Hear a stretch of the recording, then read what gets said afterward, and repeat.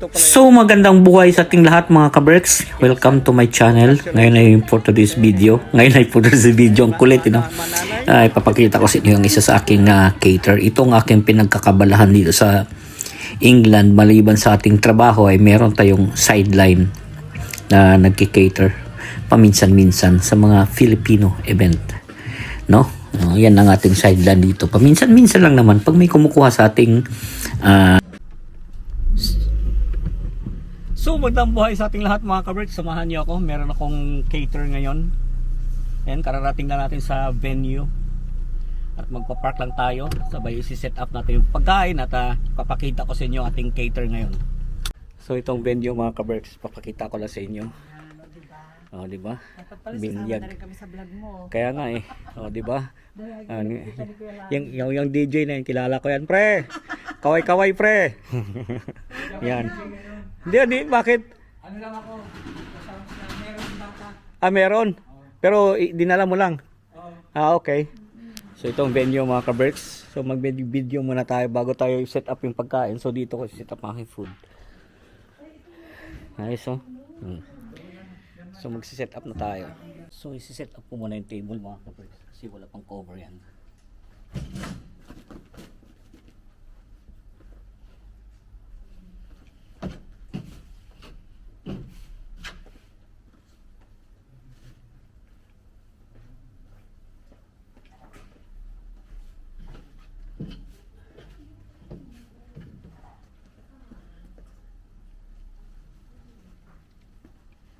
So saan ka pa? Nagaluto na, mag-set up pa ng table.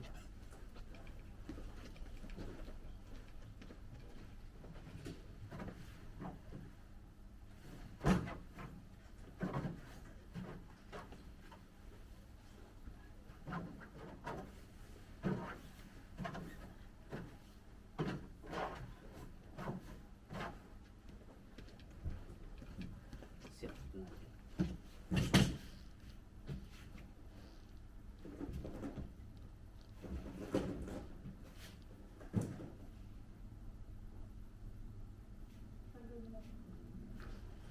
So may isang oras pa tayo para mag-set up mga kaberks. Ganito lang.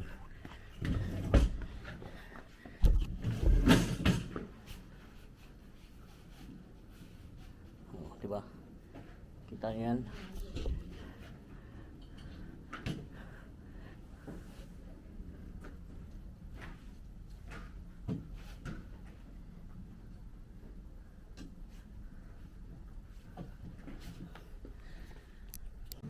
So, na-set up na nga natin mga kaberks yung pagkain, no? So, yan, nalagyan na natin yung apoy yan. So, itong pinaluto nila. Fried chicken. Fried rice. Chicken cordon bleu.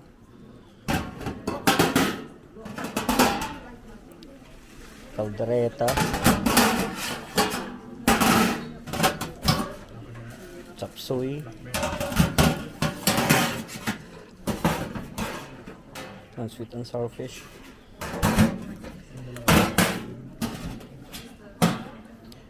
chicken teriyaki. Tapos meron silang daan na kanila mga kaberks. Yan o, sisig daw tsaka bistik. So yun na siya. Sindihan na rin, tingnan natin. Okay na, sindihan na.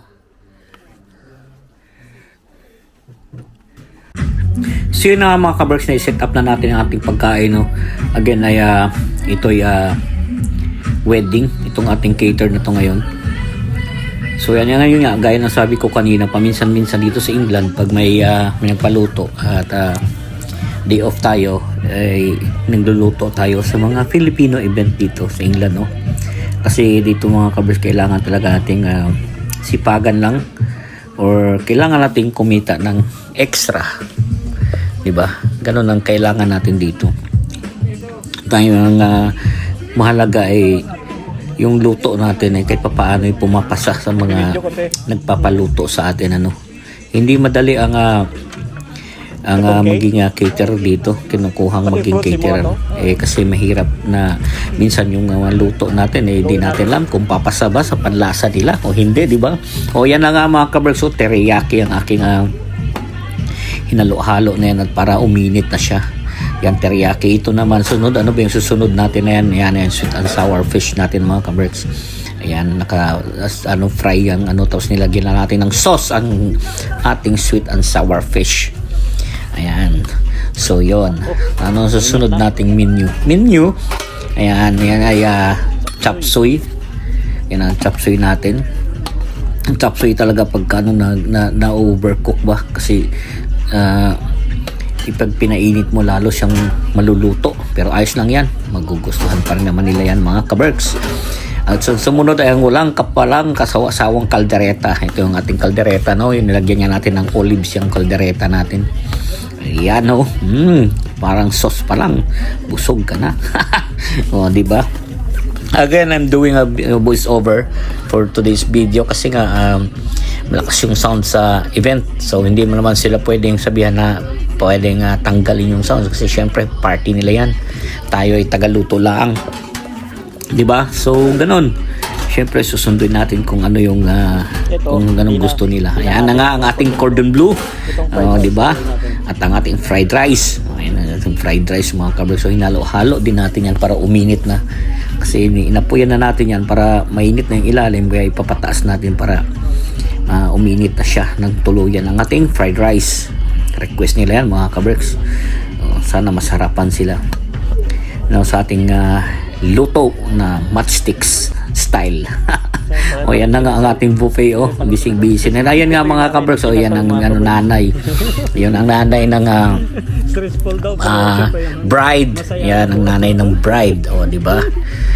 Filipina yung nanay, tapos ang tatay niya is British, so half sila mga kaberks. So, ito yung punong abala, ayan ang event organizer nila. Yan, event organizer, ganon, hindi tag siya nang taga-decorate mga kaberks. Yung ganda ng dito. Ayan, so ito naman ang corner sa DJ, di ba? May mga sweets corner pa dito sila, Ang ganda ng setup nila mga kaberks. Itong na to. Simple lang pero alam mo nag-effort din sila na kahit paano mapaganda. Kasi hindi talaga madali dito mga kaberks ang maghanda ka sa England. Unang-una ay yung time, di ba? Ayun. Ayan, nagbablog pa yun si ate. Gusto rin niya sumama sa vlog. Di ko alam kung ano sinasabi niya kasi basta sabi niya i-video ko daw siya.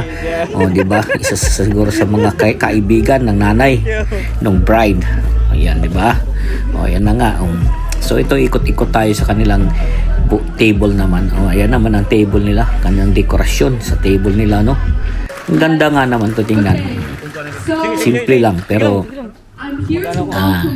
alam mo yun, kahit papaano napapaganda, di ba? Simple na napapaganda. Ang kulit ng ating video. Hindi, ginagawan ko talaga lang ng voice over kasi ang lakas talaga ng sound dito sa na to mga kaberks, lakas talaga ng sounds dito sa venue. Yun nga, hindi naman natin pwedeng sabihan na wag, di ba? Wag silang mag sounds kasi nga, syempre, event nila yan di ba? Tayo sabi ko tagal luto laang. So, yun ang gagawin natin. So, yan, tinawag na yung bride at ang groom. Ayan. Mga babae, napakabait ng mga batang to. Parang kailan lang pala mga kaberks, ikaw pa yung nag-cater sa dibo ng mga batang to ngayon ikinasal na siya. So, ibig sabihin, tumatanda na tayo dito sa Inglaterra. Pero pag ganun pa din, kailangan pa rin natin sipagan ng sa buhay at pag may kumukuha sa ating magpaluto, nagluluto pa rin naman tayo kahit papaano. Basta kinuha ang ating serbisyong publiko. Ganon. So, kailangan lang talaga natin magsikap sa buhay kahit papaano. Ito yung mga naman, maliban sa ating pagtatrabaho bilang isang catering assistant, at least papaano meron tayong sideline kahit papaano, di ba, no? Yung nakakatuwa kasi minsan mga kaberks, ako, masaya ako lalo na pagka may cater ako at pumapasa sa mga panlasa nila yung aking luto. Tuwang-tuwa ako pag ganyan. Siyempre, nakaka-proud yung ganun. Kasi unang-una, mahirap kang mag-please ng mga Filipino talaga, mga Pinoy when it comes to food kasi alam naman tayo mga Pilipino ay mahuhusay tayo magluto. Karamihan naman or karamihan ay lahat or karamihan or mga kakilala ko dito ay marunong magsipagluto. Kaya minsan pag ang luto mo ay pumapasa sa kanila, natutuwa ako, no? Nakaka-proud yung ganong tawag dito, nakaka-proud lang siya kasi nga kahit papaano nairaos mo, di ba? Hindi lang basta nairaos, yung nasarapan sila kahit papaano. Tsaka dito pala medyo pressure to mga kabreks sa aking cater nga ito kasi mostly half dito ng bisita is talagang pure Breton, no? Pero alam mo yung mga Breton, kita mo yan, no? Kita nyo na yan yung video na yan. Oh, nagtatry talaga sila rin ng mga pagkain and marami na rin kasi dito mga Breton na may mga asawang Filipina or Filipino, kaya nakakatikim na rin sila ng Filipino foods. Ayan. Nakakatikim na rin sila kahit papaano. So alam na rin nila kahit papaano yung lasa at nagugustuhan na rin nila, di ba? O yan na nga mga kaberso, parang ayaw nang bumalik ni kuya, punong-puno kahit si ate, ganda, di ba? Punong-puno. Lahat talaga ng pagkain na lahat talaga ng inanda diyan ay talagang tinikman nila, tapos meron pang silang sushi. Yun nga, binigyan pa natin ng mangkok si kuya para kumuha siya ng sushi at ang kanyang plato ay punong-puno na, tapos gusto niya mag-sushi, so binigyan natin siya ng plato. Ayan, para naman makakuha siya ng sushi. So yan na nga yung ibang batch. Ayan, kapansin niyo mga kabers, ang mga unang kumuha, mga piputi, ganon sila ka-excited sa pagkain Pinoy. Di ba? Katulad din ni ate, punong-puno na naman yung plato, pero may sandwich kahit papaano. Pero ayan, pero talagang titikim sila ng mga pagkain Filipino, mga kaberks. Hindi talaga pwedeng hindi sila kumain ng Filipino food kasi yun nga, ni-request nga nila yan. So yun nga ang yun nga sa iyo nagpaluto, so ibig sabihin ay gusto nilang matikman ang pagkain Pinoy. Ayan, ang gaganda nga nila. Tingnan niyo naman yung mga magandang diwata na yung mga kaberks na punong-puno pa yung plato nila. Sana all puno yung plato. Kung yung tipong alam mo yun, yung tawag doon, yung plato nila ay talagang wala ng balikan. Di ba? Babae yan mga kabreks, walang pakialam kung sa atin yun. Siyempre pakeme ka pa, yung paunti-unti lang yung kuha sana, pero tingnan nyo naman yan, di ba? Saan ka pa? Hindi mo na kailangan na magpatumpik-tumpik pa. Punuin mo na yung plato mo at wala ka nang babalikan pa. 'Di ba? Kasi pagbalik mo ay ubos na. Di ba? Magsisi ka pagka hindi mo tinikman lahat, tapos pagbalik mo ubos na pala, 'di ba? Ganun talaga 'yan. 'Di ba? Tingnan mo si ate, puno-puno. Tsaka may mga diyan, may mga sisig diyan mga kaberks, sa chicken sisig na luto. Gustong-gusto rin nila yan, mga sisig na yan. Si ate sandok pa ng sushi. Ganun talaga sila ka-excited sa pagkain Pilipino. Gaya ng sabi ko kanina pa, napaulit-ulit kong sinasabi. Pero ganun pa man, ang importante pumapasa sa panlasa nila. Ayan. Nakatuwa nga itong event na ito mga kabreks, kasi karamihan talaga ng bisita nila rito ay puti. More than half of their guests ay puro puti. Tingnan nyo naman yan. Ayan, ayan tayo nga, nagpa-cute-cute pa tayo. Siyempre, ikaw ang caterer, so kailangan mo halo-haloin, di ba? At iurong doon sa malapit sa kanila yung pagkain para talagang matikman nila at malasahan nila, di ba? Ayan na nga ang ating mga caterer lang tayo, yun ang mga pormahan natin. Porma talagang yan, inatupag Ayan, di ba? Wala tao, sige ate, huwag ka mag-alala, naka-video ka, kuha ka lang ng kuha ate, huwag ka mag-alala, may camera naman. Ganun lang talaga yan. Sige lang, damihan mo lang ang kuha mo, walang problema dyan. Marami tayong hindi ka mauubusan, di ba? Si kuya, sabi ni kuya, ano pang masarap dito? Si isip niya, parang lahat naman masarap di ba? Lahat, ayan na, sige, kuha lang ng kuha hanggat may makukuha. At hindi, marami yan mga kabreks, yung pinaluto nila ay siguro mga good for 120 katao. Yung mga bisita lang naman nila is mga 100. Ayan, kulang-kulang 100 ang kanilang bisita. Alam mo yun, di ba? At ayun na nga, kahit papaano ay nagtatry na sila ng pagkain Pilipino. O, di ba? Kasi kahit sa party naman dito mga kabers, basta may mga puti ay kahit sa party pala dito, hindi mawawala yung may mga puti, kasi mostly talaga dito may mga naging kaibigan, naging asawa, mga ganun ba. May mga puti na rin talagang na may mga puti na Pilipino. May mga puti talaga sa Filipino party. Wala pa ako ritong party na napuntahan na puro na lang Pinoy. Wala pa ako talaga napuntahan. Mostly pag lahat ng karamihan talaga may mga puti dyan, may itim, lahat mix talaga. At ang maganda sa mga puti ay tumitikim at nagtatry ng mga pagkaing Filipino. Nagtatry din talaga sila ng pagkaing Pinoy, di ba? 'Yun ang kagandahan sa mga puti din na mga bisita. Alam mo, lalo na pag pansit mga kabraks, ay gustong-gusto nila yung pansit tsaka spring roll. Pero yung luto naman natin na to ay may teriyaki dyan. Kaya yung binanata nila. Siyempre teriyaki. Hindi naman teriyaki tayo. Pero ang ginawa kong teriyaki sa style ko ay siyempre Japanese style na teriyaki. Diba? Kasi kahit papaano ay marunong naman tayo ng konti ng mga Japanese food. Diba? May konti tayong alam ng Japanese food. Diba? Ang importante dyan ay yun na nga, pumapasa sa panlasa nila. Lahat talaga yan, pinakita nyo naman yung mga pumipila, mga kabragsa, puro puti talaga yan ang karamihan.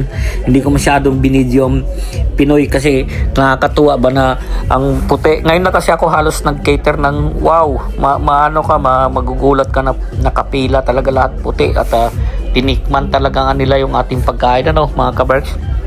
Hindi sila nagpatumpik-tumpik pa na lasahan ang lutong Pinoy. Paulit-ulit na lang. So ayan, may mga Pinoy na yung mga nahuli dyan ay konti na lang, kung ano na lang. Pero meron pa namang matira. Hindi talaga mauubos ang pagkain pag mga kasi ang pinalutong kanila is good for 120 yun. Pero yung tao lang na pumunta yung mga siguro kulang-kulang na 100. Pero marami na yun mga kabreks dito sa party na to, yun, gayon, paulit-ulit na lang siguro ang aking sinasabi at alam nyo naman naka voice over nga lang to dahil ayun nga, nilapatan ko na lang dahil ang lakas ng music at mahirap naman, siyempre pangit, boring naman ang party pag walang music, diba? Walang music, walang video, okay. Alam nyo man ang magparty ang Pilipino, diba? Ang Pinoy kailangan talaga may music with karaoke, di ba? Yan, hinalo-halo ko naman ulit at ang ating pagkain at syempre pagka di natin kailangan natin halo-haluin para yung ipalapit natin sa kanila ba, kasi halos paubos na yung time na yan, halos paubos na, kasi lahat halos ng plato na nakita ko na lumapit at kumuha diyan ay punong-puno talaga, ang mga plato nila. So hindi mo naman sila mapipigilan na kumuha kasi nga pagkain yan di ba? Kahit naman siguro tayo, kahit sino gustong tikman ang pagkaing Filipino. Yan na nga binidyo natin di ba? Yan ang mga Pinoy na nang manahuli-huli na. Di ba? Yan na lang mga Pinoy na nahuli na sa pila. At ayan na, yung kumpare ko, paunti-unti lang yan kasi nagda-diet na rin yan, yung si madam. Ayan, pa konti-konti na lang yung kuha nila. Alam mo yung mga Pinoy, di ba? Pa konti-konti lang, tikim-tikim lang. Yung puti talaga, nakakatawa talaga yung puti. Tuwa talaga ako. Walang tikim-tikim, puno talaga. Hangat-hangat may pwesto yung plato rin. Ngayon lang talaga nakakita ng puti na hangat may pwesto yung plato nila. May talagang lalagyan nila ng pagkain yung plato nila. Nakakatuwa yung gano'n mga kaberks, diba? Kahit papaano nakakatuwa nga talaga. Ayan ang aking kaibigan, sinabihan ko na huwag ka na huwag ka mag-rice kasi pangit yung carb. Dapat diet na tayo, dapat meat lang, meat, protein lang tayo, yun ang sabi ko dyan, diba? Protein ka lang, huwag ka na masyadong tawag dito, huwag ka na masyadong magkakain ng kanin kung tutuusin. Kahit naman mas maganda talaga yung protein na nga lang kung tutuusin. Di ba? Yun nga mga kaberks. So, tapos na silang mag-shift kainan yan. So, meron na silang program. Ngayon at mga busog na yun sila. May kumakain pa rin pala. So yun na nga mga kabarks, mga nagsasayawan na sila. Yung iba nagliligpitan na. Give you like sound effects to like, okay. So maybe we'll go around and everyone has like a representative for their table. That would be better, right? Okay, here. Representative for your table, who is it? It's Handsome Bear. I'm not saying, you got it wrong. I said who's the representative for your table. I'm going wrong, so I know. Sorry, that is my mother here. She got it wrong. So you're the representative. Anyone else? Okay, Tita Myla. Who's the representative? You. Aiden is the representative on this table. On this table, who wants to be the representative? Tita Seidel. Nice. Sorry. Okay, on this table, who's the representative? Okay. So yun mga kabers, dito sa part nga na to ay meron silang trivia dito. Alam mo yun yung mga tanong about yung tatanong ay about sa bride and groom, di ba? Syempre nasasagot naman na kasi nila kahit papaano. No, syempre ang mga tanong ay sa bride and groom lang. O yun sa ito na nga mga kabers sa take home na unang nagbalot ang ito yung mga kaber ko, o mga puti kanya-kanyang balot na. Alam mo naman yung party, di ba? Talaga sige balot ng hindi nawawalang sharon yan. Di ba? So yun na nga, tapos na nga ang party at nagliligpit na nga tayo. Ayan na nga ang ating ayan na nga ang ating nililigpit na nga natin. So yun lang mga kabers, ganito lang ang ating buhay dito talaga sa England. Kailangan na nating sipagan. At yun nga, pag may nagpaluto ay nagluluto pa rin tayo kahit papaano. Syempre, yun lang ang ating extra. Kailangan nating kumita ng extra. At again, itong ating ay sana'y magustuhan nyo. At pasensya na kayo na voice over. Bahala kayo, paulit-ulit ang aking sinasabi. Hindi natin nga pahabain pa. Kaya nga lagi kong sinasabi sa inyo nga na keep us all safe. God bless us all at magandang buhay. And thank you for watching. Hope you enjoyed the video. Thank you.